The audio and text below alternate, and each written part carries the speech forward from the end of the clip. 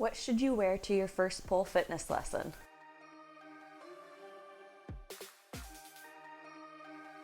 Hello, I'm Rochelle. I'm a certified pole fitness instructor with Stir University. I have a few tips on what to wear and some things you should probably avoid. These are just general guidelines and tips and things that I apply in my business. Other studios might have different operating procedures. What to avoid. So you're gonna wanna avoid putting on any types of lotions or oils before class.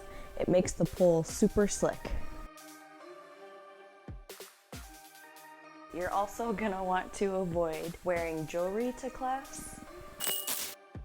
Jewelry can create a pinch point, so be mindful of your piercings.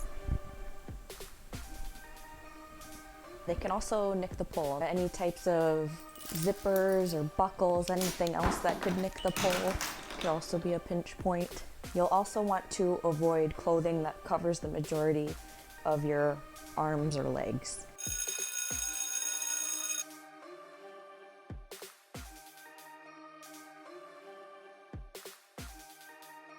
Okay, so our first pole nerd alert. For this nerd alert, we will be talking about friction. The first definition listed in Merriam-Webster's dictionary is the rubbing of one body against another.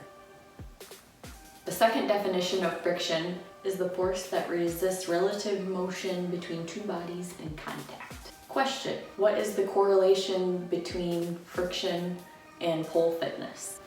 Answer: looking back at the second definition, our two bodies or surfaces would be the pole and our skin.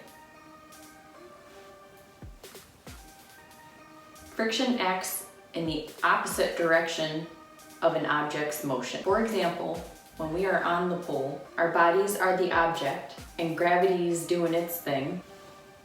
That would mean that the frictional force between the pole and our skin would be going the opposite direction. That's what keeps us on the pole. So why avoid lotion? Why avoid long sleeves? Clothing and lotion both reduce friction by creating a barrier between the skin and the pole. That would make our pole lives much more difficult and potentially dangerous. Fun fact: poles made of different materials affect how well we stick to the pole. Powder-coated poles are super sticky versus a chrome or stainless steel that would probably be a little bit more slick. Some tips on how to increase friction on the pole and improve your grip strength. You could just practice doing more pole and gradually get better that way. You could get one of those stress ball thingies and work that guy.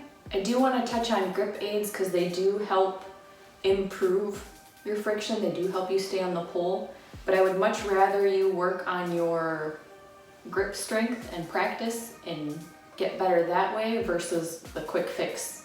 I mean, if you need it, use it. Just be careful that you're not gaining like a false sense of security and a false grip strength. All right, what you're gonna wear to your first pole fitness lesson. Okay, so your top. Sometimes I'm just in a sports bra, but tank top, t-shirt are fine. Shorts. So if you're not wanting to show as much skin like when you're first starting out, I'd say something you can at least roll up a couple inches above your knee. We can work with that. For your feet, we are starting off barefoot, so check your foot situation. All right, wear something that makes you feel a little bit more confident. Maybe it's a little bit of makeup or a special top or rainbow sparkle nail polish. What to bring. So for my fitness class, I'm gonna have you bring your own yoga mat, water, knee pads. Class 1, you don't need knee pads, but if you're really gonna get into it, you might wanna invest in some. If you think you might need them, bring them. All right, bring a positive and patient learning attitude. Progress takes time. You can.